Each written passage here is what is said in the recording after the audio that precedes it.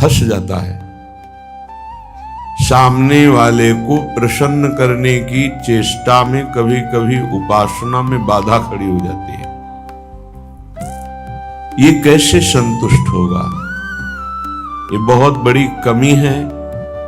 इसी को कहा गया है दया बिना साधु कसाई, और दया करी तो आफत आई।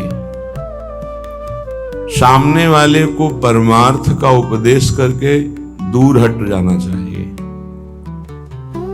वो पकड़े परमार्थ को तब तो उसको निकाला जा सकता है, और यदि कहीं कि इसको संतुष्ट करके निकाला जाए तो वो कभी संतुष्ट नहीं हो सकता। ऐसी नीच वृत्ति होती। जितना आप उसको निकालने की चेष्टा करेंगे उतना ही वो आपको दलदल में धंसाता जाएगा। ये प्रकृति का सिद्धांत है, इसलिए उपासक को निरपेक्ष रहना चाहिए, किसी की अपेक्षा नहीं रखनी चाहिए। ये अनुभूत बात कह रहे हैं। जो संतों से अनुभूत है वही हृदय में अनुभव में आता है। उपासक को यदि कभी ऐसा अवसर मिले कि किसी को भगवत मार्ग में बढ़ाना है तो वो ये ध्यान रखे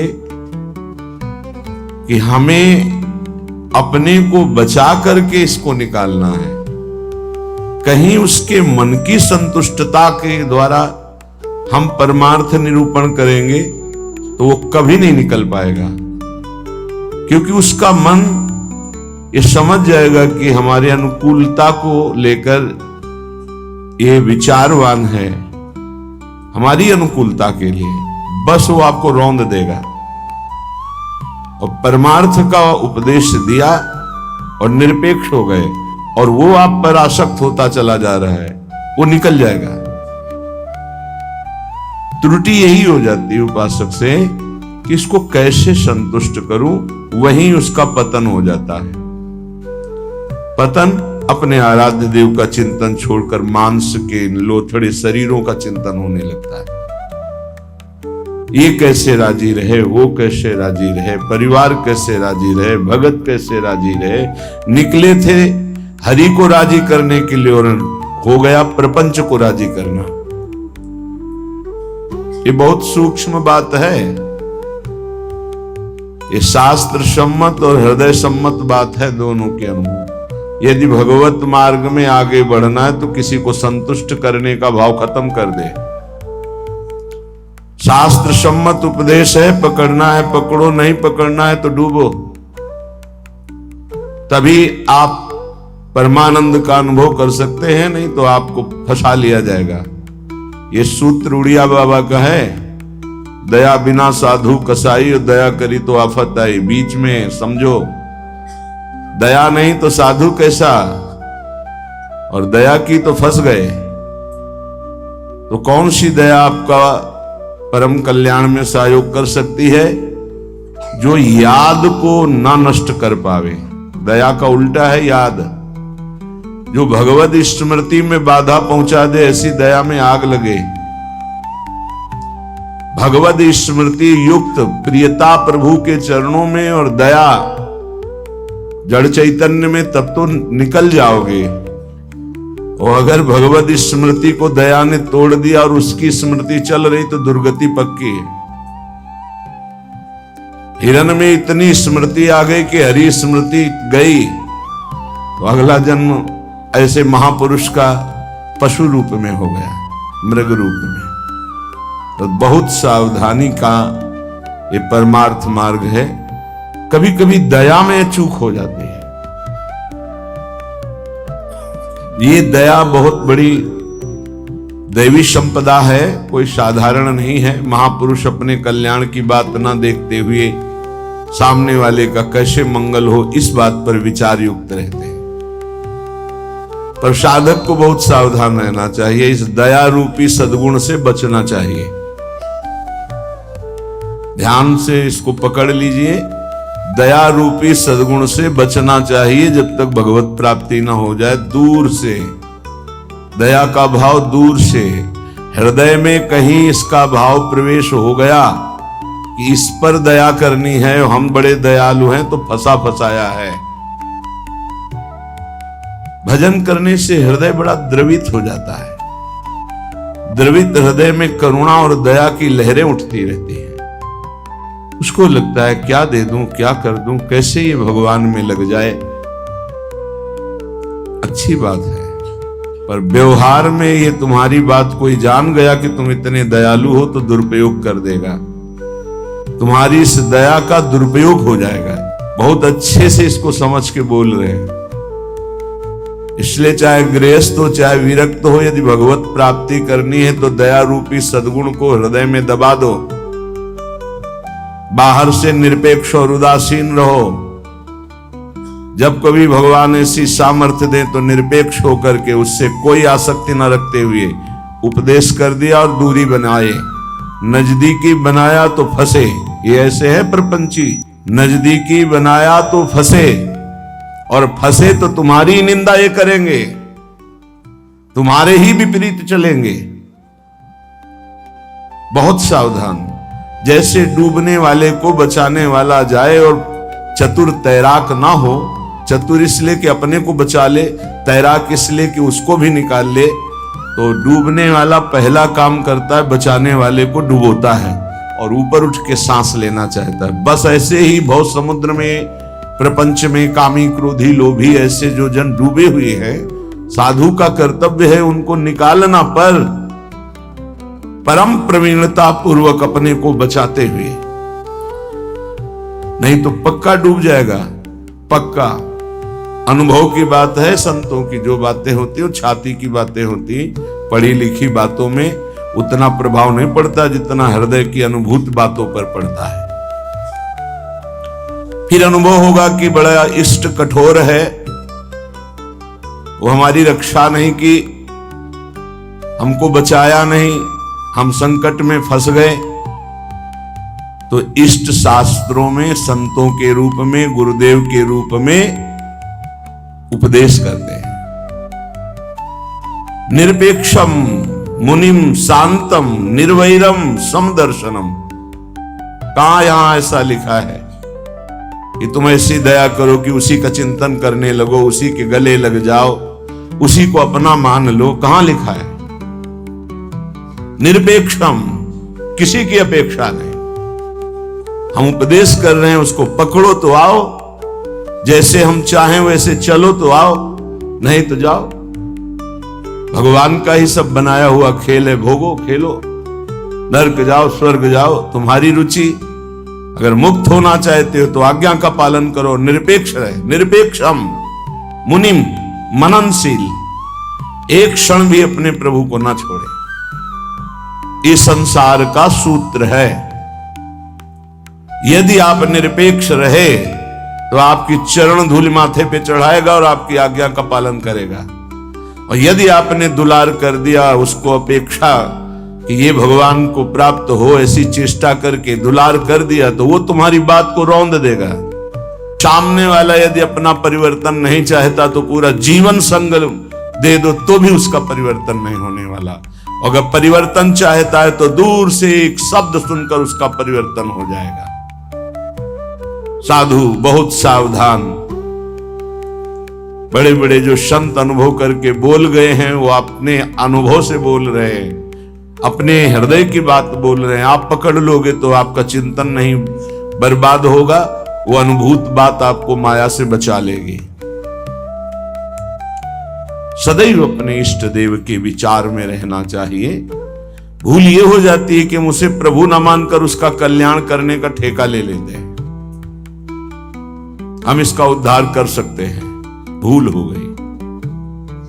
हमारे प्रभु आए शिष्य का रोल करते हुए, स्वांग करते हुए, तो स्वांग मात्र करना गुरु का असली बात नहीं है। गुरु शिष्य एक ही परमात्मा तत्व विराजमान है, असली बात है। ये भूल हो जाती है। कैसे ये संभले, कैसे ये दुखों से निवृत्त हो, कैसे भगवान को प्राप्त हो। थोड़ा बस उसके अनुकूल हो गए, वो तुम्हारी हर बात रौंद देगा, तुम्हें सेवक बना देगा, अपना गुलाम बना देगा। मान लेना हमारी बात, दिमाग में लिख लेना। एक साधारण विषयी आदमी तुम्हें अपना गुलाम बना सकता है। कैसे? उसकी अनुकूलता को यदि तुमने परोसा, बस वो तुम्हारी आज्ञा का उल्लंघन कर देगा। ऐसे सात्विक जन बहुत कम होते हैं जो ये बात सोचे कि ये किसी की तरफ देखते नहीं, किसी से बोलते नहीं, इन्होंने हमारी तरफ देखा, हमसे बोले, बात किया, अहो भाग्य। यह हम अपने अनुभव की बात और संतों के अनुभव की बात करते हैं जो माया मुक्त हैं। किसी को उपदेश देकर निरपेक्ष हो जाना, यही उसके कल्याण का स्वरूप है। उसको दुलार करना अपने और उसके दोनों के पतन का रास्ता है पक्का। संसार में कहीं कोई भी यदि भगवत मार्ग में चलना चाहता है तो वो शब्द पकड़कर निकल जाएगा माया से। और अगर गुरुजनों के, महापुरुषों के वचनों को नहीं माना तो हम लौट जाएं उसके चरणों में, हमारे ऊपर से खेले, तो भी वो कल्याण को प्राप्त नहीं हो सकता, क्योंकि वो वचन का पालन नहीं कर रहा। गुरुजनों का उदास रहना हमारे लिए अत्यंत आवश्यक है, क्योंकि जब वो उदासीन होकर तिरछी चितवन से देखते हैं तो हृदय थर्रा जाता है और धर्म पूर्वक चलता है। और जब गुरुदेव मुस्कुरा देते हैं तो उसका उल्टा फल होता है, हमें गर्व हो जाता है और हम उनकी आज्ञा का उल्लंघन कर देते हैं। ये संसार सद्गुरु स्वरूप है, ये पूरे जीवन शिक्षा देता रहता है। इसलिए हम बैरागी, भगवत मार्ग के अनुरागी या गृहस्थ में जो वैष्णवजन हैं, उनको ये जो दूसरों को उपदेश देना, दूसरों के कल्याण का ठेकेदार बन जाना, ये बहुत ही घातक खेल है। प्रवचन करना, उपदेश करना, दूसरों के मन को संतुष्ट करना, ये बहुत ही घातक खेल है भगवत प्राप्ति में। तब तक मुंह नहीं खोलना चाहिए जब तक स्वयं साक्षात्कार भगवान का न कर ले, नहीं तो मिटिया मेट साधना को करने के लिए ये माया प्रपंच बहुत विचित्र है। उस समय आपको अनुभव होगा कि भगवान बहुत कठोर हैं, हमारी बात नहीं सुनते, हमें बचाया नहीं, इसीलिए पहले भगवान संत और शास्त्रों के रूप में बोल दिए हैं, ऐसा करोगे तो परिणाम ऐसा होगा। सावधान, तब तक कभी किसी को शिष्य ना बनावे जब तक स्वयं भगवत प्राप्त ना हो जाए। तब तक कभी प्रवचन उपदेश ना करे जब तक स्वयं प्रवचन उपदेश का आचरण जीवन में उतर ना जाए। जब सामने वाले में भगवान का दर्शन हो तो फिर स्वांता सुखाए तुलसी रघुनाथ गाथा। अपने अंतःकरण में भगवत प्रेम उल्लसित होते हुए भगवत चर्चा, ये आत्म सुख के लिए है, नहीं तो बाधा पड़ जाएगी, पक्का बाधा पड़ जाएगी। इष्ट का चिंतन छूट करके इसको कैसे प्रसन्न करें, इसको कैसे राजी करें, इसको कैसे दुलार करें, बस इसी में अब आप विचार करो। एक संसार त्यागी वैरागी भगवान के मार्ग का पथिक प्रपंचिक शरीराभिमानी भोगी विषयी पुरुषों के संतुष्टता के लिए वो विचारवान हो गया। ये विचार है गलत। तुम्हारे विचारों का उनके विचारों में प्रवेश हो जाए और वो तुम्हारे विचार में मगन रहे, तब उनका कल्याण होगा। तुम अपने विचारों को दबाकर उनके विचार में मगन हो गए, तुम्हारा पतन हो जाएगा। इसीलिए प्रचार प्रसार के लिए सिद्ध पुरुषों का अधिकार है। श्री वृंदावन दास जी महाराज विचारत ऐसे ही दिन जात, रात दिन इसी विचार में मगन रहो। श्यामा श्याम का नाम, श्यामा श्याम का रूप, श्यामा श्याम की लीला। कब मिली हो ब्रज जीवन प्यारे, गोरे सांवल गात। विचारत ऐसे ही दिन जात। उपासक का कैसे दिन जाता है, कैसे रात जाती है। विचारत ऐसे ही दिन जात, कब मिली हो ब्रज जीवन प्यारे, कब मिली हो, कब मिली हो विचारत ऐसे ही दिन जात, कब मिली हो ब्रज जीवन प्यारे, गोरे सावल गात विचारत ऐसे ही दिन जात। कब मिलोगे? इतने दिन हो गए अभी तक साक्षात्कार नहीं हुआ। आज का दिन गया, आज की रात गई, फिर दिन आया, प्रभु कब मिलोगे, कब मिलोगे? ये व्याकुलता, यहां दूसरे के चिंतन की कोई गुंजाइश नहीं है। दया से चिंतन में फिसला साधक। ये हिरण का बच्चा मर जाएगा अगर हम इसकी रक्षा नहीं करेंगे। चलो ठीक, बाहर निकाल लिया, अब इसका पालन पोषण करना, चलो ये भी ठीक, 10-5 दिन में छोड़ देते, नहीं, गले लगा लिया, अगला जन्म हिरण का हो गया।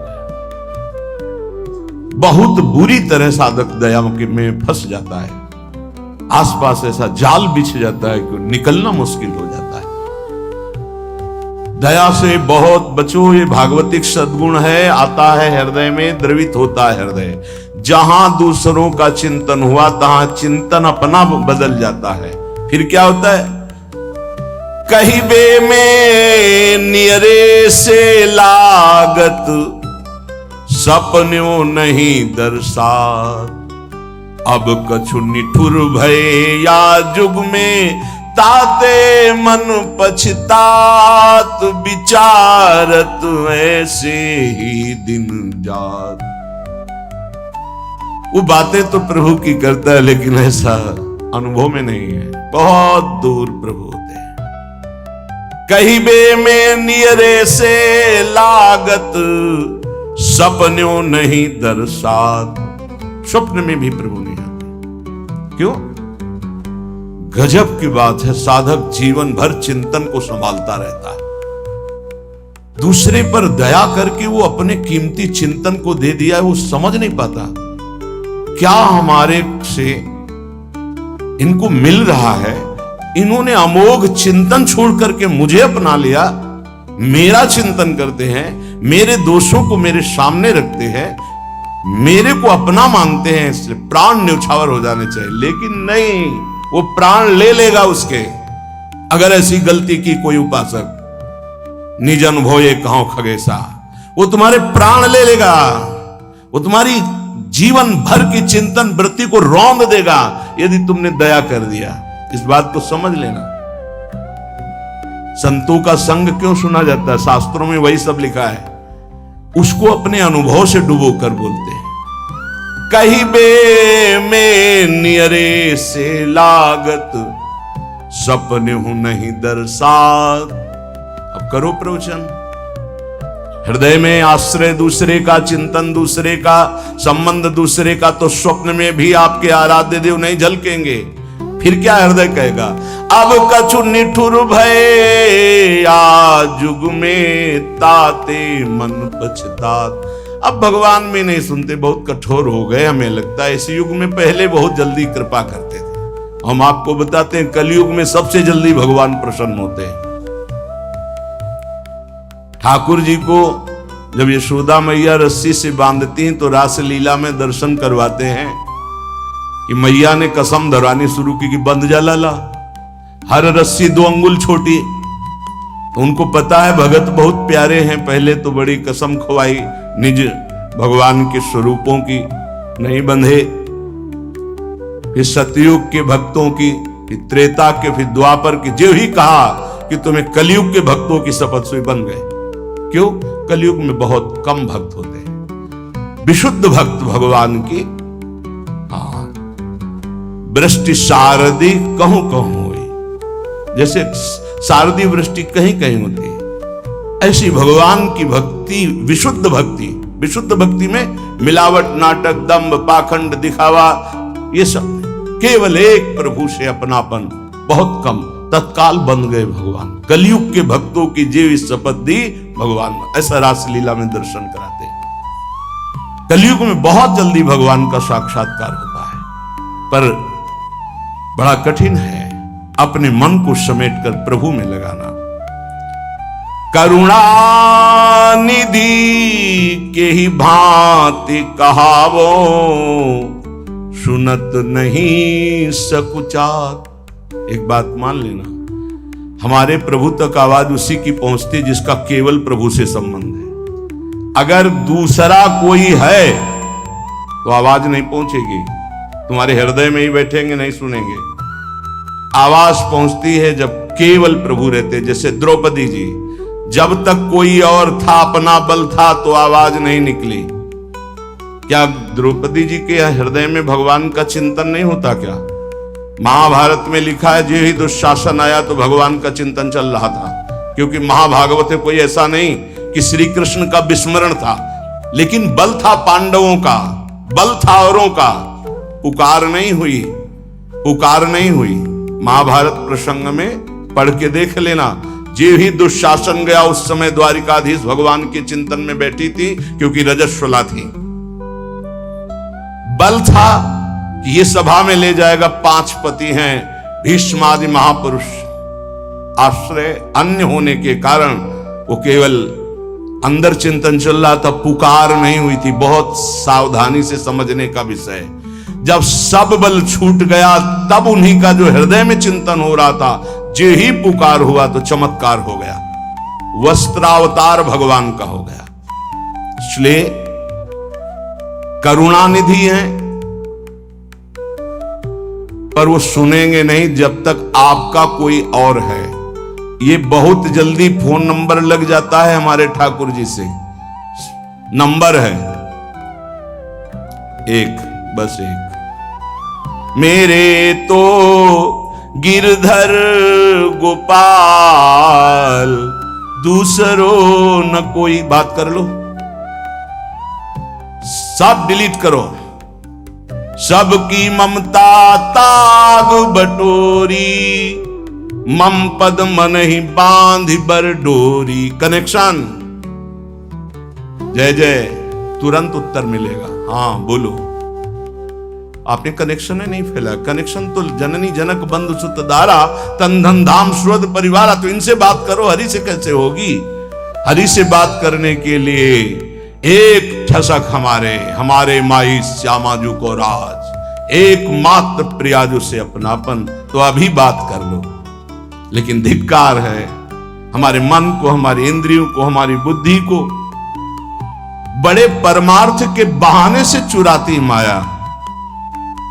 माया कोई विपक्ष बन के थोड़ी आती है, नहीं तो साधक विपक्ष को पहचान के फौरन अपने को बचा ले, वो भी चतुर खिलाड़ी है, पक्ष बन के आती है। हम इसका कल्याण कर देंगे, ये हमारी सेवा में है, ये इसका मंगल होना चाहिए। मार देगी विपक्ष, सेवा के बहाने से घुसता है और फिर मार देता है। ये बात ध्यान रखना, पकड़ लो हमारी बात को। एक परमहंस जी हमें मिले, वो आर्मी में मेजर थे, बाद में संत बने। बहुत ही अष्टपुष्ट शरीर, हमसे 1 बीता लंबे, भारी त्रिशूल हाथ में रखते थे। गौ रक्षक, हजारों गौओं को ट्रकों से छुड़ाया था। तो विपक्ष मूड मुड़ा के, सफेद अचला सफेद ऊपर, साष्टांग दंडवत उनके आश्रम में। महाराज हमारी गौ भक्ति बहुत जोर की, कसाई था,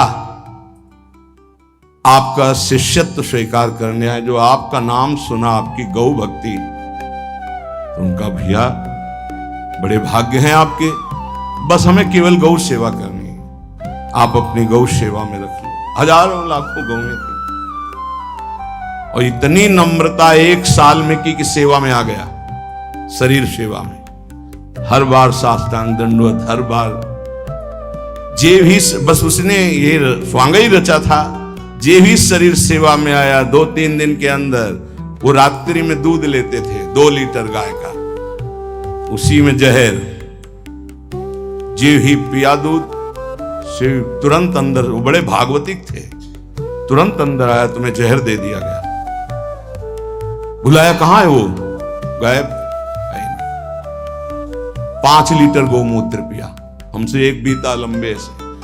बस उनको यही समझ में, गाय बचा सकती है। 5 लीटर जी ही गौमूत्र पिया, 5 मिनट में ही इतनी उल्टियां हुई, सब बाहर।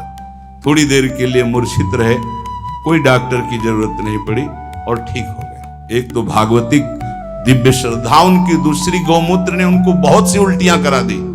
5 लीटर, ढक्कन 2 ढक्कन की बात, इतनी गर्मी, 5 लीटर मतलब बार बार उल्टियां, तो सब बाहर निकल गया। और सामर्थ्यशाली भगवत चिंतन परायण गया न सेवा के मिस से। विपक्ष कभी विपक्ष बनकर नहीं आता, मित्र बनकर आता है। ऐसे ही साधक पक्का समझ ले, माया विपक्ष, वो मित्र बन करके आएगी, वो आपकी सेवा में से आएगी, हाथ जोड़ के आएगी और रौंद कर पैरों से चली जाएगी। कागज में लिख लो, दिमाग में लिख लो। कैसे जानोगे माया विपक्ष आ गई हमारी सेवा में? जिसके संग से प्रभु का चिंतन छूटे और उसका चिंतन बनने लगे, चाहे जिस भाव से हो, चाहे दया से हो, प्यार से हो, दुलार से हो, किसी बात से हो, बस समझ लेना ये विपक्ष है, अपना पक्ष नहीं। क्योंकि जिसके संग से प्रिया प्रीतम की स्मृति निरंतर चले, वो तो अपना पक्ष, और जिसके संग से प्रिया प्रीतम का स्मरण चला जाए और उसकी स्मृति आ जाए, तो जाके प्रियन राम वैदेही तजिए ताहे कोटि वैरी सम जद्यप परम स्नेही, परम स्नेही का रूप लेकर के आते। बहुत सावधान उपासक को रहना चाहिए, नहीं तो करुणानिधि प्रभु होते हुए भी तुम्हारी बात नहीं सुनेंगे, तुम्हारी आवाज नहीं जाएगी वहां तक। फिर कहोगे भगवान ने बचाया नहीं, तुमने सिद्धांत का भंजन किया, सिद्धांत के विरुद्ध चले, इसीलिए तुम मारे गए, इसीलिए तुम्हें गिरा दिया जाएगा। बाद में दोषी तुम होगे, क्योंकि तुमने दया की, यहां भी और परलोक में भी। 3 जन्म लगे भगवत प्राप्ति के लिए। पहले जन्म में ही पिता भगवान थे ऋषभ देव जी, भरत जी के। ये लीला करके उन्होंने दिखा। इसलिए वैष्णव, सन्यासी, साधक, उपासक अपने जीवन में बहुत सावधान रहे, पूरे जीवन में। कभी कभी जगत कल्याण की भावना भी उसको बंधन का कारण बन जाती है। इसलिए जगत भगवत स्वरूप है, इसका कल्याण नहीं करना, तुम अपने को बचा के निकल जाओ, यही बहादुरी है। जी, ये बोसनी क्या कर रहे हो? अरे अरे लोड़े अरे बाबा, मार साले का खोपड़ी तोड़ साले का। होश में आओ भैया। रोगा सत्यम सत्यम वदाम्यहम।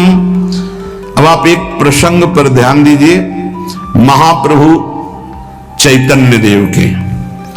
जब तीर्थ याटन में महाप्रभु चैतन्य देव विचरण कर रहे थे, तो एक नगर में गए, जहां जाते थे हजारों लाखों लोग उनके दर्शन के लिए दौड़ पड़ते थे। महाप्रभु साक्षात प्रेम मूर्ति, और भगवान करुणा करके